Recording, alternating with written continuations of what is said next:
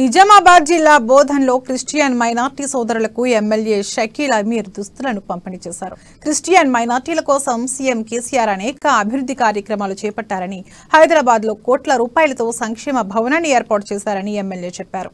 కులమతాలకు అతీతంగా సీఎం కేసీఆర్ అన్ని పండుగలను ఘనంగా నిర్వహిస్తున్నారని షకీల్ అమీర్ తెలిపారు. ఈ కార్యక్రమంలో స్థానిక ఏసీపీ కిరణ్ కుమార్, స్థానిక ఎన్హెచ్ఓ ప్రేమ్ కుమార్, పాస్టర్లు, సోదరులు పాల్గొన్నారు. ఫౌండేషన్ చేయడం జరిగింది. అంటే ఎవరు కూడా గుర్తించలేదు. ఇంత దానం గుర్తించి వాళ్ళ ప్రత్యేకంగా రేపు 21 నాడు సీఎం గారు ఎల్పీ స్టేడియంలో క్రిస్మస్ వేడుకల్లో పాల్గొంటా ఉన్నారు. మనకు తెలంగాణ వచ్చిన తర్వాత దాదాపు ఈ 9 సంవత్సరాలలో ప్రతి సంవత్సరం క్రిస్మస్ పండుగ గవర్నమెంట్ తరఫున కూడా చాలా ఘనంగా మనం జరుపుకుంటా ఉన్నాం.